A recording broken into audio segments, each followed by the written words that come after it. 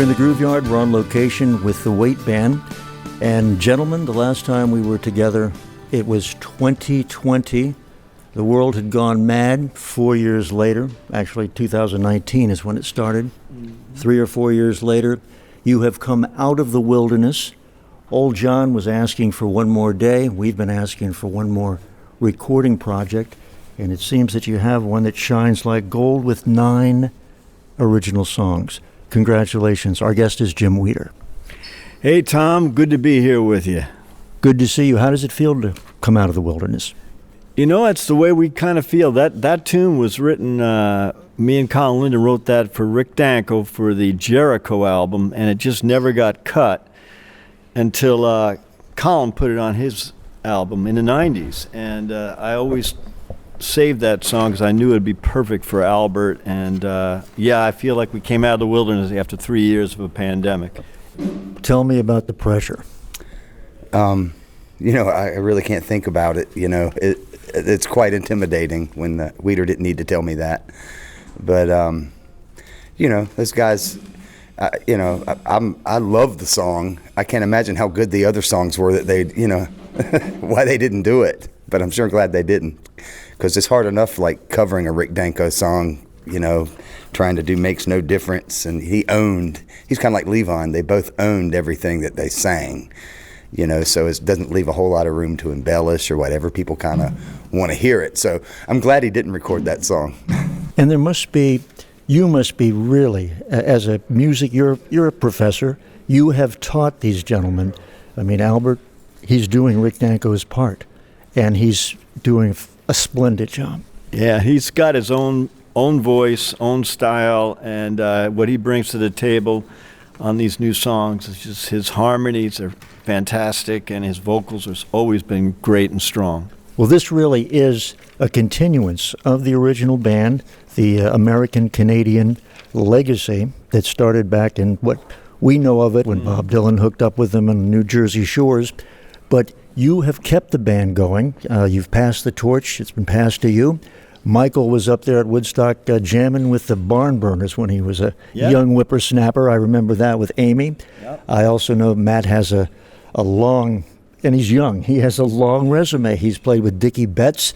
He's worked with Matt Guitar Murphy from the Blues Brothers, Jeff from Crosby, Stills, and Nash, and he keeps going. Then you've got Brian, who is a story in himself, B.B. King, he's played with Bob Dylan, Al Green, and forget all that, he's played with the Brooklyner Garland Jeffries. And he was with the Levon Helm band for the whole time till when I joined him. He was from the beginning. So he's a monster singer and piano player, organist, accordionist, harmonica. Brian does it all.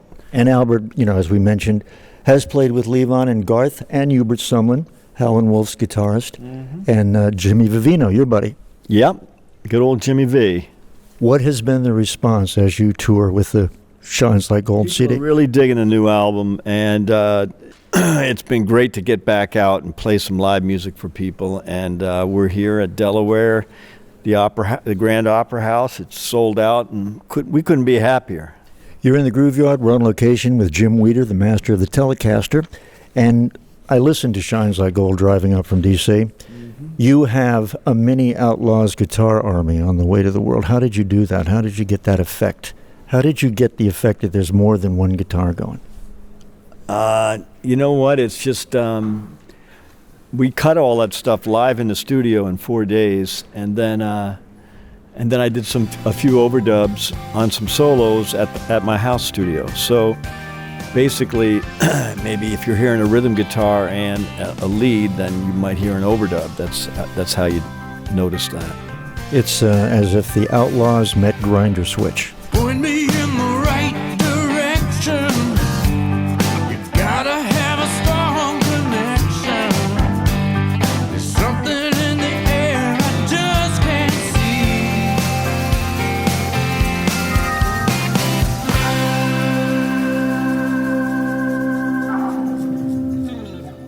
Michael, how are you doing? I'm good, Tom. How are you? Good to see you.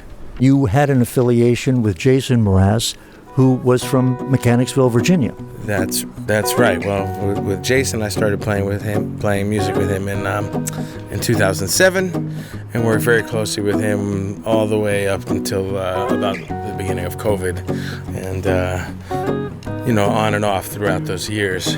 But in that time, went all over the world, back and forth, in support of various different records, over the course of those years. Well, you done me, and you bet I felt it. I tried to beat you, but you're so hot that I melted. I fell right through the cracks. Now I'm trying to get back. I told Jimmy he could drop any of you off in Nashville, put a cowboy hat on, and when we came back, you'd be country and western stars. Well, I guess I'm not sure if we'd be willing to give that a shot, but sure, I agree. I agree with you, man. Sure. How does it feel to be a point of reference for the next generation when you're doing the music of the band? Well, I just hope it gets heard, and I hope it's I hope it gets heard by the younger generation, and that's about it. If it gets heard, then I guess I feel good about it. The track Shines Like Gold. It has that Shape I'm In riff to it a little bit. Yes, it does. You have contributed also. I mean, you have 9 new songs on here. It's amazing, just amazing. Yeah, all great new songs. I just contributed in the way of performance. I didn't write any of the material, but I guess the drum parts I had to come up with, in a sense, because some of them, like like the one you said, Shines Like Gold, actually was sent to me as a demo from Colin, who helped us make the album. Colin Linden, who was co-producing it with us. I guess he co-wrote the song also with Jim. So the drum part and the feel was already laid out in the demo. So I just sort of, made it my own or copied it a little bit. It's not exact to what he sent me, but it's, as a frame of reference, it's pretty close to what he sent me.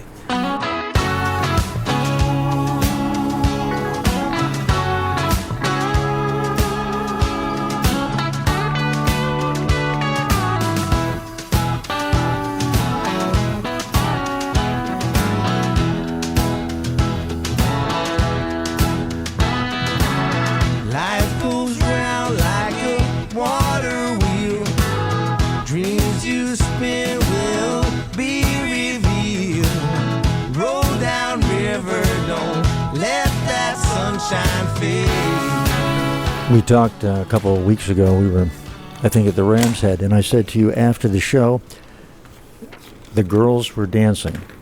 And I told you John Sebastian's song, Do You Believe in Magic, was all about a young girl getting up and dancing for a band performing. And you're getting a lot of young girls dancing at the shows, and it's got to feel great. Well, certainly at that one that you're saying, the Ram's Head, we had a really good night that night, and it was, I guess, a diverse crowd as far as age. So that was nice, And they were a lively crowd, and we always look forward to that kind of thing. You've added a lot to the group. I've watched you, this over the past, half decade. The jams during Life as a Carnival, and with Matt on the keys, it's like a mini Allman Brothers, mini Grateful Dead, right? It certainly has that element to it. Yeah, sure. We've added that because it's not, that kind of makes it our own voice. Do you remember Grinder Switch? Garland Jeffries was in that band. They were like a band who modeled themselves after the band. And, of course, Garland was a talent in himself. No, yes, Grinder Switch. They have a song called Jack Jolly or Jolly Jack. Oh, yeah. And they were going for that Richard Manuel. Garland was the guy that kept the band on the road. Then he wanted to do his own thing, get wild in the streets. We just went through Black History Month, Jimmy. And you, of course, when you did Jericho, I remember you had Champion Jack Dupree on it. You've always worked with Mavis Staples. Yep. And on this latest album, the very last track, You Don't Forget Willie Dixon. Tell us about it. No, that song, we needed one more tune, and we had cut 9, and I remembered that Willie Dixon had sent up It Don't Make Sense If You Can't Make Peace on a cassette to leave on, and when we were working on songs in 91 or 90 for the Jericho album, and once I heard that song, I just said, wow, we got to do that tune. And we never really cut it with the band. We cut a different Willie Dixon tune. But I brought it up like 20, 30 years later. I remembered the song. I don't know why, but because the song just meant exactly the same thing of what we're going through right now. It don't make sense if you can't make peace. Well, you don't make sense if you can't make peace.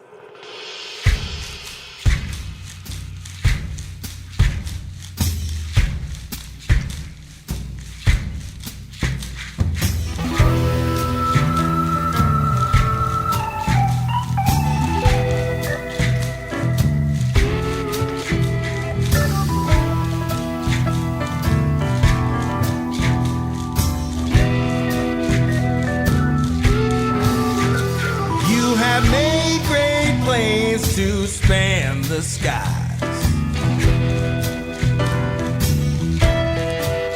You gave sight to the blind with other man's eyes.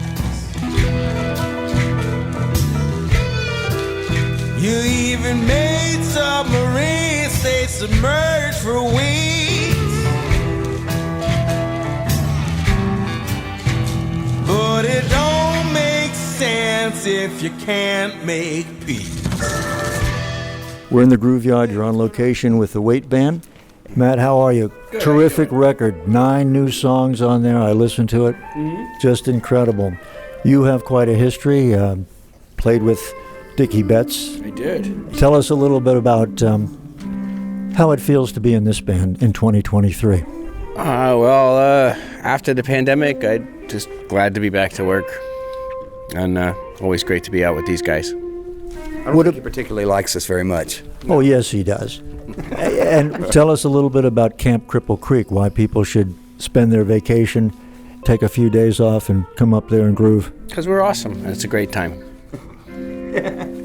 Phil Lesh came up to Woodstock. Tell us about that. I wasn't around for that. I just got to see all that stuff happening on Facebook from North Carolina and just green with envy. You know, what do? You know, it's like, I would have loved to have been a part of that, of course, but, you know, and to meet that guy would be amazing. But Jim's been rubbing elbows with those people for so long, it's nothing, you know. It's coming. Yeah. It's coming. You never know who's behind the next door. You never do. That's true. That's true. The brand new album, Shines Like Gold. Pick it up. I mentioned we just went through Black History Month, and of course, a Willie Dixon tune right at the end. Right at the end. That was a lot of fun to do that song. It's one take in the studio, and it just kind of happened. You know, I was real proud to do that for sure. Do you have a favorite on here? My favorite, I've got a few, but I really like Tall Trees.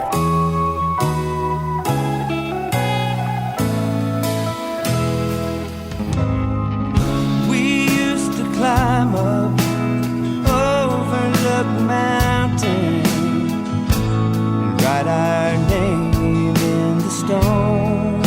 You're in the Grooveyard. We're with Jim Weeder, the master of the Telecaster and leader of the Weight Band, and they are touring the U.S. currently. They'll be going through Pennsylvania in the next couple of weeks and getting ready for Easter. You know, Rick did the Blues Room with me Easter in '93. I want to get that on the air before Passover, and you know and I know the music world has changed. Record business has changed. It's hard to get a record played, so we urge everyone, go online, theweightband.com, find out what's going on. And if there are any deadheads out there, Jim was just out with Phil Lesh along with Brian, right? Mm-hmm. Yeah, with the Midnight Ramble Band. We did a show in the summer, and was it summer or fall? I can't remember. Where are we? We're in the winter. It was in the fall.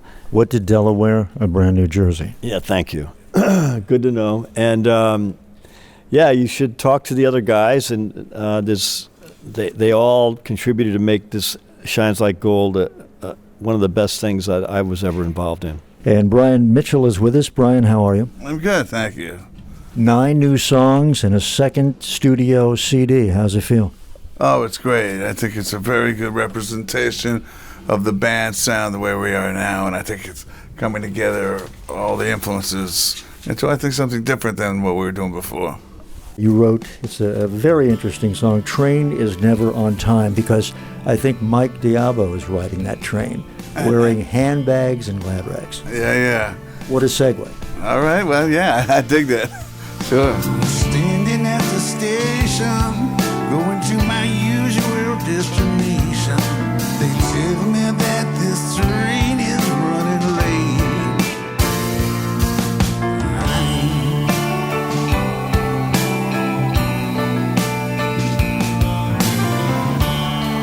Tell us about the tune. It's a great song. Oh, thank you. I recorded on my first CD a while back, but it was great to bring that into the weight and have it be reinterpreted in that way. And you have watched the young guys integrate themselves into the band. It has to be an experience. I mean, it has to make you happy. It has to be gratifying as a teacher, as someone who passes the torch along, just like Rick, Levon, and Garth, and Richard. Sure. The older I get, the more it's important to do that, and that's where I came from, you know. And I do want to make one point about, especially for the years working with Levon, is you respect the past, but you don't live in the past. I'm not an overtly nostalgia kind of guy. Like, you take the past, draw upon, and then you make something different with it. And with Levon, we were never, you know, even we didn't play band songs for a very long time, and eased into it. But when we did, we approached them from a fresh standpoint. Not for a second did we recreate the band thing. That's just not what we did. Oh, no, sure. You make Carnival sound like the Allman Brothers or the Grateful Dead on any given night. But I think you should be doing tunes from High on the Hog. Okay. Because Levon did. Remember, he used to do all the different kinds of songs, all the rap songs. He'd put them into country style or whatever he had to do, you know, to stay current. But this record is incredible. On the first one, World Gone Mad, Michael did Day of the Locusts. Mm-hmm. You sing Highway 61. Have we heard from Lucky Wilbury yet? Oh, well, you know, I tell you what, I'm just I've always been a huge Dylan fan, and on my own gigs, I play a lot of Dylan.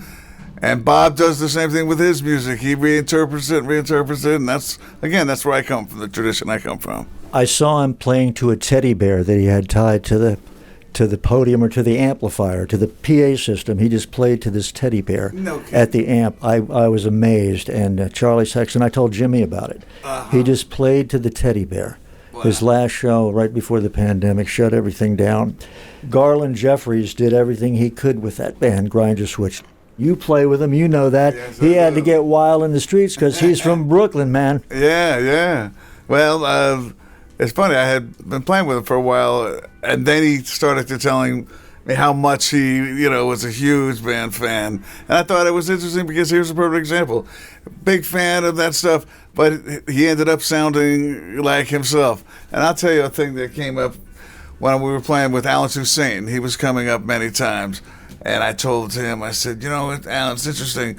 When I pull out a New Orleans song, Levon never plays it like the cast that I know in New Orleans, but it sounds New Orleans nonetheless. And he said, Brian, that's because he sounds like Levon Helm. I said, there you go. Yeah, and that's what we all strive for. TheWeightBand.com for more information. Shines Like Gold is the latest CD. You were just out with Jimmy and Phil Lesh. Tell us about that. Or Phil came up to New York. Yeah, I'll tell you something. I was a peripheral dead. I wouldn't say I'm a dead head or nothing like that. But when you get to play with him and do that, I had a little more insight into it.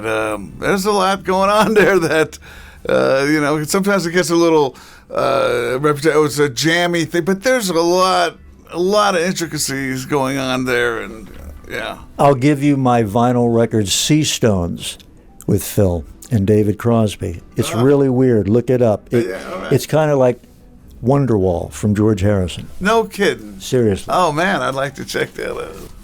Anything else you'd like to add in conclusion about the new CD or Camp Cripple Creek coming up in June? Ah, yes.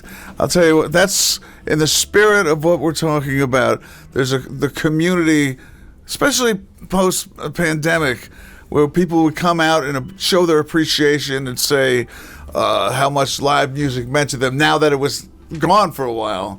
And Camp Cripple Creek is an example of that, where it's turned into more of a community. I mean, the time leading up to the camp. Those people are on talking amongst themselves, planning things, and it's beautiful. They're a great group of people. Anything you want to say about Shines Like Gold, why people should pick it up or at least listen to it? I would say that it's, if you like Americana music, if you like the music of the band, and if you like, roots music, blues, and blues, R&B, country, and anything like a gumbo of sorts, you'll enjoy the music. I also just think it just has a great groove and great feel and emotion behind it. And the title track, Shines Like Gold, and the other one that was our other single, Out of the Wilderness, has a really uplifting, positive message. You're in the Grooveyard. We're on location with the Weight Band in Wilmington, Delaware. Tonight, what are you going to do? Have no idea. Just like Levon. Yes. Just like Rick. Mm-hmm. No doubt about it. What's ahead in 2024? Just performing this record. And, probably another live album. We released one live in Japan lately, and all that's on our website. But probably a live album from this, because we're starting to bring in other tunes we change up our shows all the time. Brian did Highway 61 last week when he was at the Ram's Head. Of course, our man on the drums, Michael Brand, did Day of the Locust. Have we heard from Lucky Wilberry about any of this? I know you played with Jacob. No, have not. But love to get him on stage with us. Should go out with him. Yeah, that'd be great. Definitely should. And if you haven't checked it out, Shines Like Gold. Shines Like Gold was a Carter family record back in 1959. Do you remember that? No. It just it came out of that song. Just seemed like the right title. Natural segue. Title. How about your guitar? You had a brand new red guitar the other night. Just getting used to it. It's an Epiphone Sheridan, and going from a Telecaster to a Sheridan is like going from a Cadillac to a. It's like going from a bulldozer to a Cadillac. It plays like butter. The Weight Band on tour. Check them out, theweightband.com, telling the Americana story in 2023 as we go through the pandemic. And what's next, we don't know. But you can find out. You have a song for everybody. Common Man was a great song on The World Gone Mad. I want to put that in the show. Excellent. Yeah. Now you should do Dobie Gray's Drift Away. Great song. Always was Dobie Gray, one of the great singers, songwriters. And you kind of get into it. I don't know if it's Tall Trees or one of the songs that you start out with. Mm-hmm. It's like Is It Love, the Bob Marley thing, and Drift Away, but it's kind of cool. Drift Away is beautiful. I also noticed when you're playing a lot, Jimmy, you're jamming a lot. You extended Life as a Carnival. It sounds like the Grateful Dead and the Allman Brothers. Yeah, we have fun. You got to have fun. If you're not playing music to enjoy it and have fun, then you're just going through the methods.